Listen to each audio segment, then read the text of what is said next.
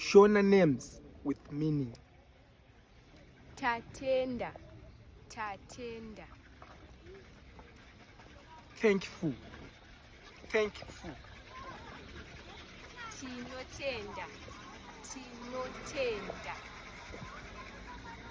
Gratitude, gratitude.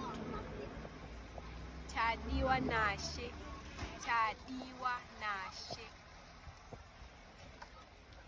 God love us, God love us. Tinashe, tinashe. God is with us, God is with us. Tafadzwa, tafadzwa. We are happy, we are happy. Zvikomborero, zvikomborero.